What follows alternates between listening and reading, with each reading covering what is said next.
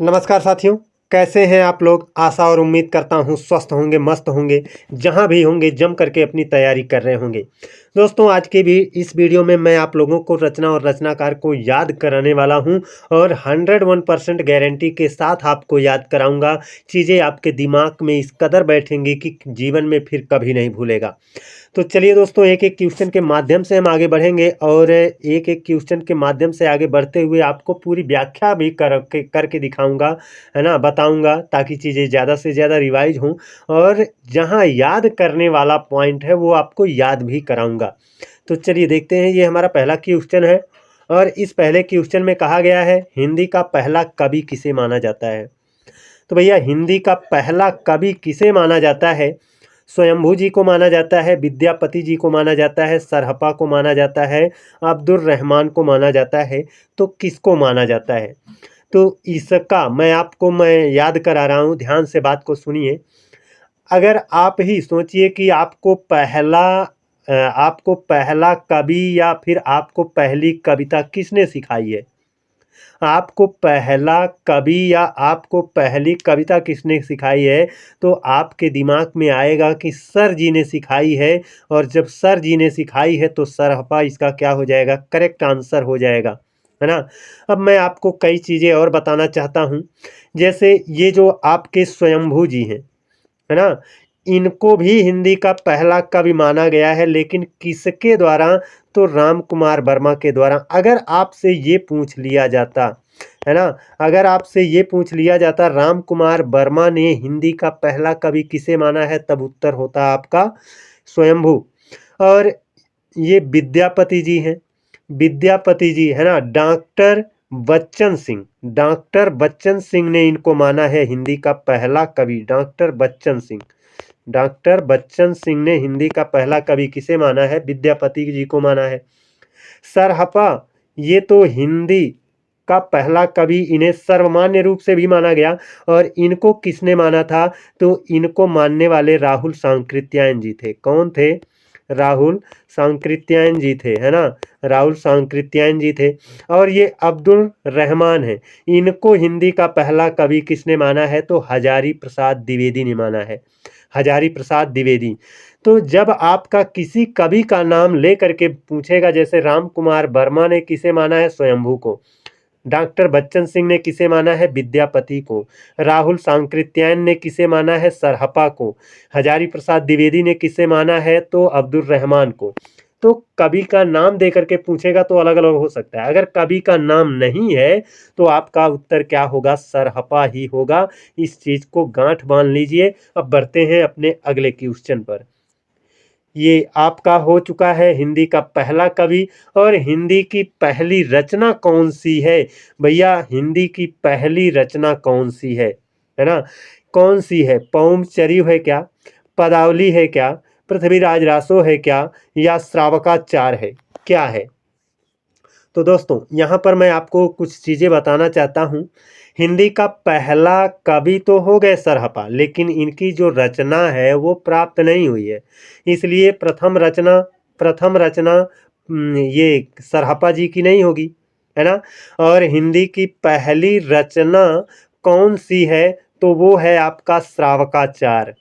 क्या है, श्रावकाचार। ये हिंदी की पहली रचना है। और इसे लिखने वाले व्यक्ति का नाम क्या है, तो इसको लिखने वाले व्यक्ति का नाम है, जैन धर्म से संबंधित थे वो, जैन धर्म के वो प्रवर्तक थे, जैन धर्म के वो धर्मगुरु रहे हैं। तो जैन धर्म से वो संबंधित हैं, इतना मानकर चलिए। तो उनका नाम देवसेन है, उनका नाम क्या है, देवसेन है। और वो जैन धर्म के अनुयायी थे। तो उन्होंने, देवसेन ने ही इसको लिखा है, और देवसेन ने लिखा है। और उस रचना का नाम है क्या, श्रावकाचार। तो हिंदी की पहली रचना यही है।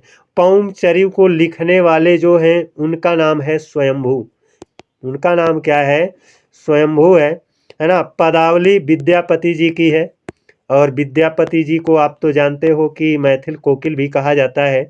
और पृथ्वीराज रासो चंद्रबरदाई की है ना। पृथ्वीराज रासो किसकी है, चंद्रबरदाई की है। तो बढ़ते हैं दोस्तों अपने अगले क्वेश्चन पर। ये देखिए अपना अगला क्वेश्चन है, कह रहा है आदिकाल को बीज वपन काल किसने कहा। भैया आदिकाल को बीज वपन काल किसने कहा है, तो देखिए आदिकाल को बीज वपन काल किसने कहा है, राम कुमार वर्मा, हजारी प्रसाद द्विवेदी, महावीर प्रसाद द्विवेदी और ये राहुल सांकृत्यायन, है ना। तो यहाँ पर मैं आपको बता दूं बीज वपन काल, बीज वपन काल यहाँ पर वीर मिल रहा है और यहाँ पर बीज मिल रहा है, तो महावीर प्रसाद द्विवेदी ने बीज वपन काल कहा है। कैसे याद रखोगे, यहाँ पर जो बीज है ना, ये महावीर प्रसाद द्विवेदी का यही कहना है कि जो आदिकाल की जो वीर रस में जो रचनाएं हुई हैं, है ना, उसका सूत्रपात वहीं से हुआ है, अर्थात आदिकाल को उन्होंने बीज वपन काल कहा है। तो बीज वपन काल। अब देखिए राम कुमार वर्मा ने संधि काल कहा है, क्या कहा है, संधि काल कहा है ना, इस चीज को याद रखिएगा। हजारी प्रसाद द्विवेदी ने आदिकाल को आदिकाल ही कहा है, आदिकाल को आदिकाल ही कहा है। और राहुल सांकृत्यायन ने आदिकाल को सिद्ध सामंत काल कहा है, क्या कहा है, सिद्ध सामंत काल कहा है। तो इस चीज़ों को याद करके रखिएगा। बढ़ते हैं अपने अगले क्वेश्चन पर, कह रहा है माटी की मूर्तें किसकी रचना है। भैया माटी की मूर्तें किसकी रचना है। अब मैं आपसे ये कहूँ, है ना, पहले देख लेते हैं ऑप्शन क्या क्या है। ऑप्शन है महादेवी वर्मा, राम कुमार, राम वृक्ष बेनीपुरी, अज्ञेय जी हैं, दिनकर जी हैं। तो कौन है, तो मैं आपको यहाँ पर याद करने के लिए रिलेट कर रहा हूँ कि आप तो जानते हो माटी की मूर्त बनती है ना, और माटी की मूर्त जब भी बनती है तो किसकी बनेगी, किसकी बनेगी, तो आप कहोगे राम की बनेगी। कहाँ बनेगी, तो आप कहोगे भैया छाया में बनेगी, और छाया कहाँ रहती है, वृक्ष के नीचे रहती है ना। माटी की मूर्त अगर बनाओगे, राम जी की बनाओगे, और वो कहाँ बनाओगे, छाया में, और कौन सी छाया में, वृक्ष की छाया में। तो राम वृक्ष बेनीपुरी, इस तरह से आपका क्या हो जाएगा, करेक्ट आंसर हो जाएगा, है ना। और ये आपका जो महादेवी वर्मा है, इनकी महत्वपूर्ण रचना का नाम है यामा, जिस पर उनको ज्ञानपीठ पुरस्कार मिला था सन 1982 में, है ना। अज्ञेय जी की रचना है ना, हरी घास पर क्षण भर। दिनकर जी की रचना है, दिनकर जी की, है ना, रचना है उर्वशी, बहुत महत्वपूर्ण रचना है इनकी उर्वशी, इनकी हरी घास पर क्षण भर और इनकी यामा। बढ़ते हैं अपने अगले क्वेश्चन पर, कह रहा है रक्षाबंधन किसकी रचना है। भैया रक्षाबंधन किसकी रचना है, आपके सामने ऑप्शन दिया गया है, सेठ गोविंद दास, मोहन राकेश, हरिकृष्ण प्रेमी, भारतेंदु हरिश्चंद्र, किसकी रचना है। ये जो रक्षाबंधन है ना भाई साहब, जो रक्षाबंधन है, अच्छा बताओ रक्षाबंधन आप तो जानते हो, रक्षाबंधन भाई बहन के प्रेम का बंधन है ना, भाई बहन के प्रेम का बंधन है। तो यहाँ पर आपका रक्षाबंधन भाई बहन के प्रेम का बंधन है, तो जाहिर सी बात है कि रचनाकार के नाम में भी प्रेम आएगा, प्रेम आएगा, है ना। तो हरिकृष्ण प्रेमी इसका क्या हो जाएगा, करेक्ट आंसर हो जाएगा हरिकृष्ण प्रेमी। बढ़ते हैं अब अपने अगले क्वेश्चन पर, कह रहा है अंजो दीदी के रचनाकार कौन है। भैया अंजो दीदी के रचनाकार कौन है, ये हमसे पूछा गया है। ऑप्शन दिया गया है उदय शंकर भट्ट, भुवनेश्वर, भारतेंदु हरिश्चंद्र, उपेंद्र नाथ अस्क। तो देखिए इसका जो करेक्ट आंसर है, अंजो दीदी को लिखने वाले हैं उपेंद्र नाथ अस्क। यही इनकी क्या है, यही ऑप्शन डी आपका करेक्ट जवाब है। बढ़ते हैं अपने अगले क्वेश्चन पर, कह रहा है अर्धनारीश्वर नामक उपन्यास के रचनाकार कौन है। भैया अर्धनारीश्वर, देखिए अर्धनारीश्वर एक उपन्यास भी है, और अर्धनारीश्वर एक निबंध संग्रह भी है ना। हालांकि मैंने दोनों ही सम्मिलित कर लिया है अपने क्वेश्चन में, है ना। तो यहाँ पर हमारे सामने है अर्धनारीश्वर, याद रखना अर्धनारीश्वर उपन्यास भी है एक, है ना, उसको लिखा है किसने, और अर्धनारीश्वर निबंध संग्रह भी एक है, और इसे लिखा है किसने। तो दोनों चीज़ें अभी आपकी क्लियर हो जाएंगी। अर्धनारीश्वर उपन्यास के रचनाकार धर्मवीर भारती, राही मासूम रजा, विष्णु प्रभाकर और निराला है ना। तो इन चारों में से कौन सा जवाब है, तो आप थोड़ा सा मैं याद कराने का प्रयास करूंगा। अर्धनारीश्वर आप तो जानते हो, अर्धनारीश्वर के रूप में किसे देखते हैं हम, शिव जी को देखते हैं, है ना, और शिव जी को देखते हैं, है ना। और फिर अर्धनारीश्वर यहाँ पर उप दिया है, तो शिव जी के ऊपर कौन है, तो शिव जी के ऊपर कौन है, शिव जी अपने ऊपर किसको मानते हैं, विष्णु जी को मानते हैं, तो विष्णु प्रभाकर इसका क्या हो जाएगा, करेक्ट जवाब हो जाएगा। तो इसी तरह से आप याद रखना, है ना, अर्धनारीश्वर मतलब शिव जी, है ना, और उपन्यास की बात हुआ है, यानी शिव जी अपने ऊपर किसे मानते हैं, विष्णु जी को मानते हैं, विष्णु प्रभाकर इसका क्या हो जाएगा, करेक्ट आंसर हो जाएगा। अब बढ़ते हैं निबंध वाले को भी थोड़ा सा देख लेते हैं। इसमें कहा है अर्धनारीश्वर नामक निबंध संग्रह के रचनाकार कौन है। अभी इसके पहले क्या दिखा था हमको, अर्धनारीश्वर उपन्यास था, है ना, लेकिन अब क्या है, अर्धनारीश्वर आपका निबंध संग्रह किसका है, यही हमसे पूछा है। तो निबंध संग्रह, अब देखो अर्धनारीश्वर, अर्धनारीश्वर का मतलब कौन, शिव जी है ना।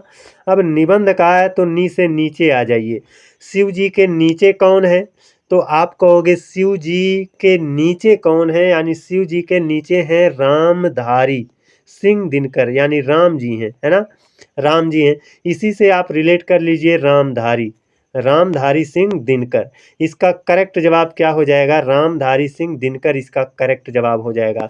तो उपन्यास अर्धनारीश्वर उपन्यास की बात होगी तो अर्धनारीश्वर यानी शिव जी के ऊपर ढूंढना विष्णु जी मिलेंगे। अर्धनारीश्वर निबंध की जब बात होगी तो अर्धनारीश्वर माने शिव जी के नीचे ढूंढना तो कौन मिलेंगे, रामचंद्र जी मिलेंगे, है ना, राम जी मिलेंगे और रामधारी सिंह दिनकर। इससे आप थोड़ा सा रिलेट कर लीजिएगा, याद रहेगा। बढ़ते हैं अगले क्वेश्चन पर। यह है आपका, कह रहा आत्मजयी किसकी रचना है।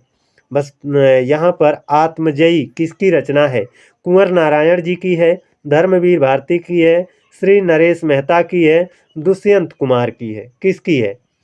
तो देखिए दोस्तों, मैं इसको रिलेट कर रहा हूँ आत्मजयी, मैं इसको कह रहा हूँ कि आत्मजयी को आप इस तरह से पढ़ो, आत्मा जाएगी, भैया आत्मा जाएगी। अच्छा आत्मा जाएगी तो कहाँ जाएगी, दुष्यंत के पास जाएगी, नरेश मेहता के पास जाएगी, धर्मवीर भारती के पास जाएगी, कि नारायण के पास जाएगी। तो आप कहोगे आत्मा जाएगी कहाँ, नारायण के पास, अर्थात कुंवर नारायण इसके क्या हो जाएंगे, करेक्ट आंसर हो जाएंगे। अब बढ़ते हैं अपने अगले क्वेश्चन पर। ये अपना अगला क्वेश्चन है और इसमें कह रहा है विजय पताका किसकी रचना है। भैया विजय पताका किसकी रचना है। ऑप्शन दिया है मैथिली शरण गुप्त, अयोध्या सिंह उपाध्याय, हरिऔध भारतेंदु हरिश्चंद्र, रामचंद्र शुक्ल, किसकी रचना है। तो मैं आपको रिलेट कर रहा हूँ, सुनिएगा। विजय पताका, अगर आप विजय पताका लहराओगे, विजय पताका आप फहराओगे लहराओगे, तो किसका विजय पताका आप लहराओगे फहराओगे, बताओ। तो आप कहोगे कि हम तो भैया भारत के हैं, तो भारत का विजय पताका लहराएंगे। अब इसी से आप रिलेट कर लेना, भारतेंदु हरिश्चंद्र इसके क्या हो जाएंगे, करेक्ट आंसर हो जाएंगे। तो दोस्तों आज का हमारा यह वीडियो कैसा रहा आप लोग कमेंट करके ज़रूर बताइएगा, है ना। आज के लिए बस इतना ही।